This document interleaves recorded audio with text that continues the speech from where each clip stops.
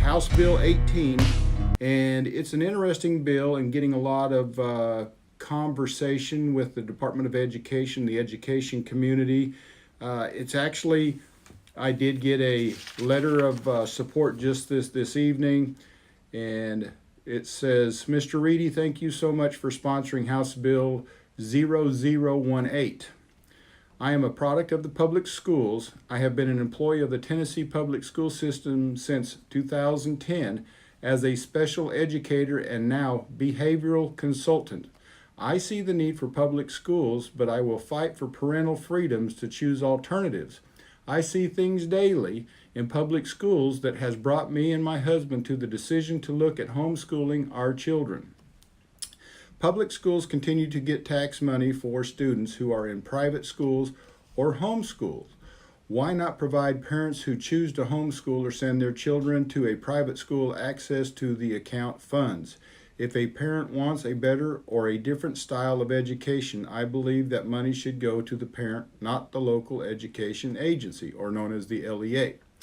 Tennessee is only moderately homeschool friendly. My mission is to see that changed. Allowing parents who choose private or homeschool to tap into the account is a great place to begin. So with that, I appreciate that letter. So with that, House Bill, what is House Bill 18 and what does it do?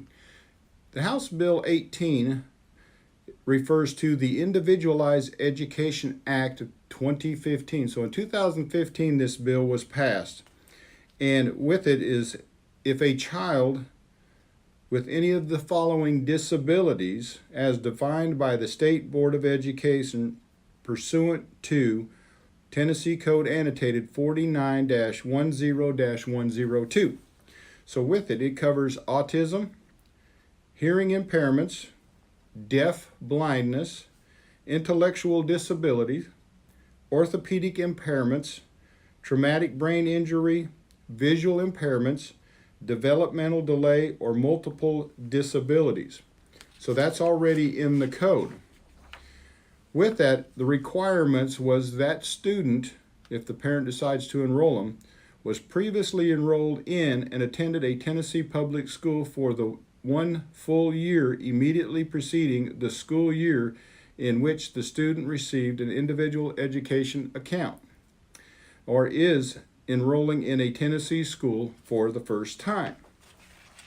So with that, the way that the bill would revise and read, where it was just into a public school, the bill reads, was previously enrolled in and attended a Tennessee public school, non-public school, or homeschool for the 1 full school year immediately preceding the school year in which the student receives an individual education account.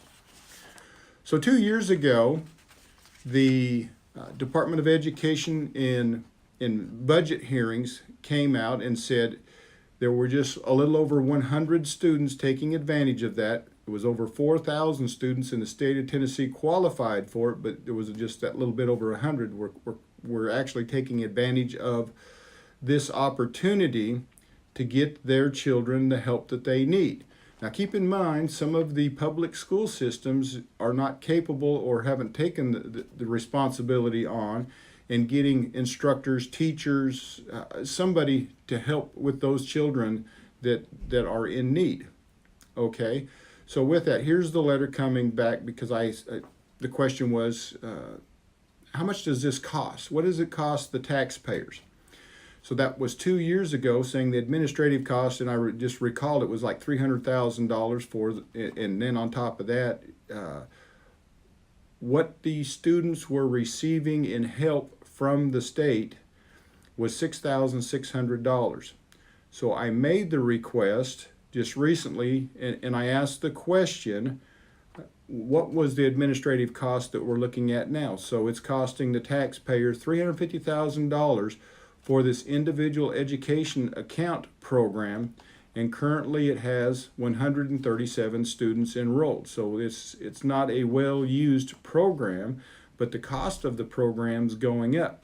So with that, if we are not willing to or expand the program and get the kids the help that they need, then this money needs to go back into either the general fund or back into the Department of Education. Why did I bring this bill? I have a constituent in my district, and he has a special needs child. He and his wife pulled him out of the public school system, put him into the private school, and of course tapping into their retirement account, starting to pay to help this young man. So with that, then they ended up taking him out and getting the homeschooling that he needed. But what was interesting, he calls me and says, well, we don't qualify because we pulled him out of the public school system, so the child had to be there for 12 months before you would qualify for the funding to get the help that you need. But in part of the code, and with that, it's later down in the paragraph, it's showing that if they just moved into the state and is enrolling in a Tennessee school for the first time, they would qualify for this. So why would we not allow somebody that's been living here, doing diligently trying to get help for their child, and keep them from getting this help that we've already set into place? So with it, it's going to be a great conversation. We will actually be bringing this up in the Education Committee next week.